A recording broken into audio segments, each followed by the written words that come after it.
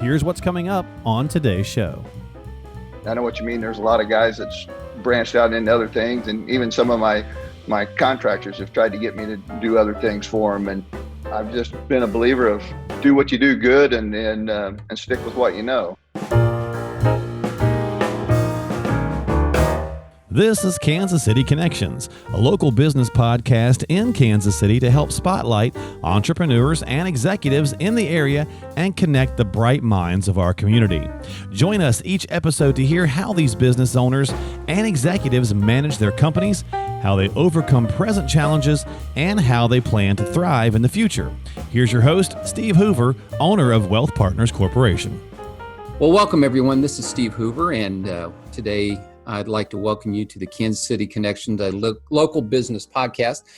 And I'm thrilled to have someone that I've had the pleasure of working with for a number of years, Mike Bryant, owner of Mike Bryant Heating and Air Conditioning. And Micah, welcome to the show. Well, thanks, Steve. It's a pleasure to be with you. Great. Well, Mike, I want to kind of go through here. And as I said, we've worked together and kind of known each other, but I kind of want to get an idea of when you started your own company and kind of your background in the HVAC business. Well, Steve, I grew up in a family business. My dad had a business when I was a very young age. I'd come home from school and go right to work and play in the sheet metal shop. So I grew up in the business, and then I started my first business. I left the family business, started a business in 82 and had it for approximately 20 years, and then got away from the business for 5 or 6 years and realized it was probably my calling after all to be in the HVAC business. So went back in business and started my current company, Mike Bryant Heating and Cooling. So it's about all I've ever known. Now, you started Mike Bryant, your current business, in 2004. Is that correct? Yeah, that's correct. Okay. And one of the things that when I was doing some research on everything, do you specialize only in new builds, or have you kind of expanded, or is that kind of your niche? Well, we've expanded a lot. The primarily part of our business is still new construction. We work with a lot of the big local home builders in Kansas City, but we've really tried to build our service business as well. We offer maintenance agreements and so on to all the new homes we do, and we've kind of made a big push the last couple of years. We get more of a presence on the internet and done a lot more advertising and trying to build our what we call the replacement side of the business as well, to go into existing homes and change out older systems. So when we do a little bit of light commercial, we don't get into any real big commercial stuff, but so we're pretty, we don't do any plumbing. We specialize only in heating and cooling. And so, but we pretty much do it all. Because I've seen some of your competitors, now they're branching into electrical and some of the other areas. So why have you elected to stay out of kind of the plumbing area? Well, I've kind of been a believer of stick with what you know. I know what you mean. There's a lot of guys that's branched out into other things, and even some of my contractors have tried to get me to do other things for them. And I've just been a believer of do what you do good and stick with what you know. So that's just kind of always been my philosophy. Oh, yeah, you start to get too thin, and then you have lack of control over quality and things like that. Yeah, exactly. I agree with that. Yeah, one of the things we were talking, we moved into a new house last year, and we didn't ask for it, but they ended up putting in a new furnace because the way the house is, the lower level is finished, but it has its own furnace that goes with it. And it was rusted out and probably original to the house, and they put it in. I was amazed at how small it is and how quiet it is. It seems like the technology each year just gets more and more advanced. Am I correct on that? Yeah, you are. It's amazing when the technical advances back from, when I started in the business working on old gravity furnaces and floor furnaces, and the technical advances in these things are just incredible anymore. I always joke that if someone would have told my dad back in the 60s that someday you'd be putting in a furnace and venting it outside in plastic PVC pipe for a flue pipe, he would have told him they were absolutely crazy. So it's, and the control side of it too, where you can sit 2,000 miles away and turn your furnace and air conditioner off now with your telephone. So it's just, they continue to get more and more complex, and they are getting smaller in a lot of ways too. We've actually had homeowners bring that up, and that little thing's not going to heat my house. It's only half the size of my old one, and so no, you're absolutely correct. Yeah, it's amazing in the remote technology and in terms of the new, you can go out and buy one of those Nests or some of those other Google Home pieces to control your heating and air conditioning. But I've seen some other kind of part of the system's control panels. And do they run kind of the same way as some of the Nest and some of the other pieces as well? Yeah, I'm personally not a big fan of the Nest. We have put some of those on. What we really like is we primarily sell Linux equipment, and they have a thermostat system that's dedicated. It's what's called a communicating system, where it dedicated just to that piece of equipment. And with that system, it can even go as far as, if you set it up, the thermostat will actually send us an email that there's a potential problem with the system. So there is a lot of things out there like the Nest and generic brands that will work on anything. But like I say, what I prefer to use is one that's, it's a Linux thermostat, it's a Linux air conditioner, it's a Linux furnace. It's a kind of a complete package, if you will. Interesting. Let me ask you this. What would be one big mistake somebody makes when they either replace a system or if they're building a new home, deciding what system to put in? What might be a big problem that they may not know about? Well, I don't know so much they may not know about, but I think the big problem that a lot of people make is they take the cheapest bid and they'll go with a company that, there's, unfortunately in this trade, there's a lot of people that work out of their house, work out of the base or their pickup truck, and they used to do this for somebody and then they go in business for themselves. And so I guess what I'm trying to say is a cheap bid and a non, they might be an okay person, but are they going to still be in business a year from now or 2 years from now when you have a problem? So use a reputable company, I guess is what I'm trying to say. That's good advice. Now I probably know the answer, but I'm going to ask you anyway, what would separate your company from maybe some of the other competitors out there? I think the big thing is customer service, and we do a exceptional job at a fair price is what I always like to say.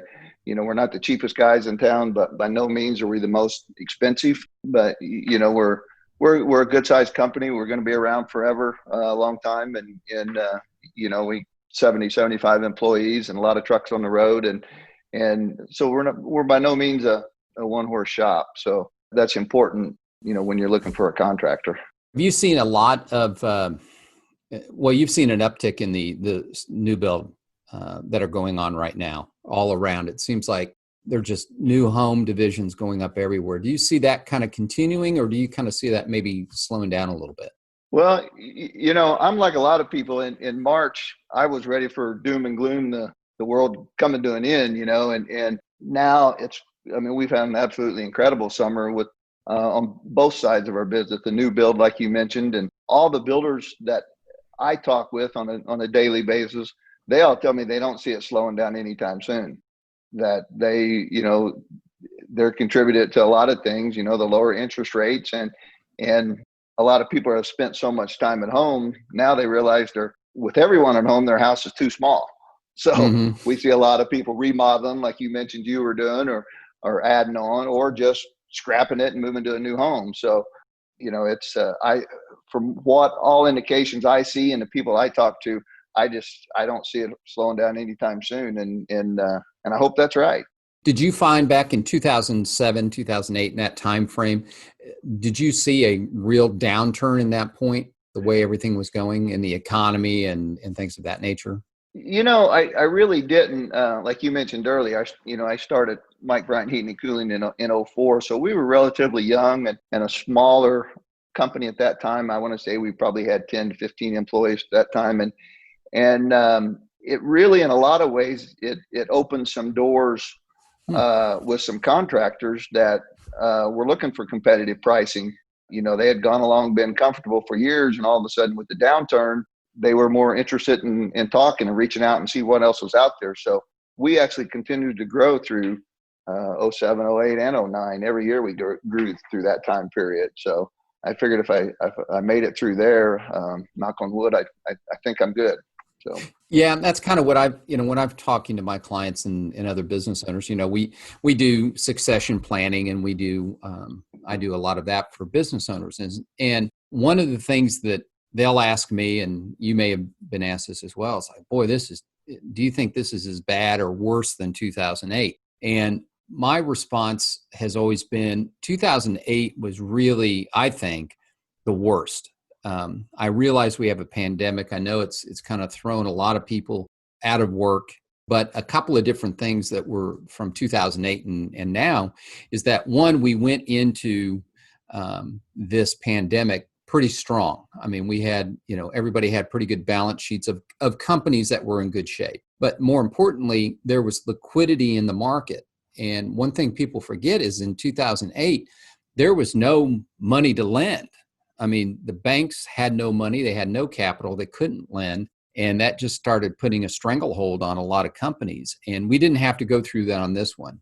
Somewhat of it was through government stimulus, but nevertheless, we at least had capital that people could borrow and buy homes, refinance, do certain things, which we weren't able to do in 2008. I mean, 2008 was right at the tipping point of the total economy collapsing. So I think this one's one we'll get through. I think people are figuring it out. We were out this weekend, and we're starting to see more people out doing things. So yeah, it's really a big difference. And I think the ones that are in good shape, like your company, can weather it.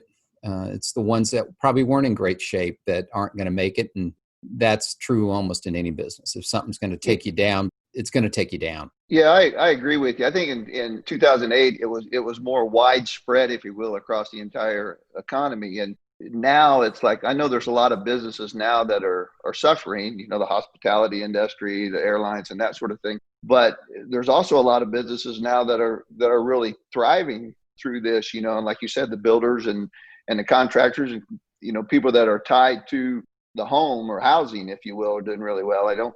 We tried buying a freezer recently, went into the store and they laugh at you to buy a freezer because everybody's buying freezers and refrigerators. And so it's amazing how just some aspects of the economy are doing really well. And like I say, back to '08, I think it was more widespread. Yeah, I remember in '08, it was everybody. I mean, it didn't matter what business you were in. It was really hurting. But again, in this particular one, we have the retailers that are having problems, but they were having problems prior to this. So this was just an impetus to kind of get that going, or maybe get them to seek reality that their business model just isn't there. So, well, let me ask you this real quick. What do you foresee as your all's business biggest challenge going forward, if there is one? I'd say our biggest challenge, like a lot of people, is finding qualified help. And not necessarily, I'll take that back a step, not necessarily qualified help. Some of our best employees are people that we've hired and trained ourselves. And it's hard to find people that still want to do this kind of job, this kind of work. So, I would say by far that's probably our biggest issue is just finding people that, like I say, we've hired a lot of young people that have turned out to be great employees for us. And we're willing to do that. If someone's willing to learn, we're willing to teach them. So I think that's a problem with a lot of construction type trades is finding people that are willing to work, because it's not easy work. Yeah, I have a client. He's in the construction business, and he said that in '08, we're kind of going back to '08. I hate to beat the '08 drum, but he went back to '08 and he said, we're losing all the tradespeople. We don't have people who can mud and tape, or tape and mud, and electricians and HVAC people, because in '08 it kind of flushed a bunch of them out of the system. And but it sounds like I know in your business and some others, I'm finally starting to see that trade type of career is coming back. It's kind of like Mike Rowe, of Dirty Jobs. He talks about trades really hoping to make a comeback. Yeah, no, you're exactly right. But well, Mike, I appreciate you're taking time out. I know you've got stuff to do today, so I really appreciate you taking your time. Let me finish off by give me your phone number if somebody wants to get a hold of your office. What's your phone number? Our phone number is 913-441-7807.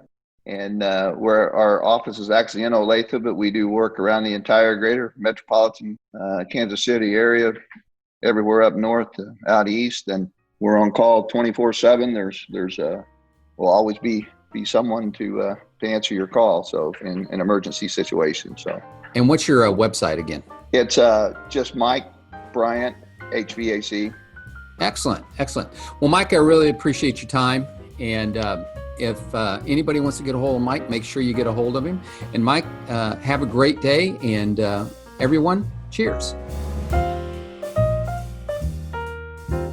Thanks for listening to Kansas City Connections, a local business podcast brought to you by Wealth Partners Corporation based in Overland Park. Need help planning for retirement? Call Steve Hoover at 913-685-3207. That's 913-685-3207 or online at wealthpartnerskc.com. And don't forget to subscribe to the show on your favorite podcasting app so you never miss an episode.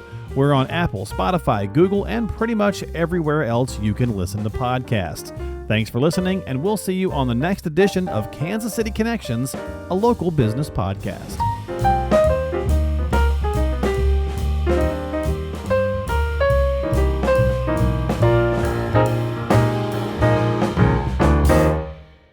Any financial information provided is for illustrative purposes only and does not constitute tax, investment, or legal advice. Always consult with a qualified investment, legal, or tax professional before taking any action.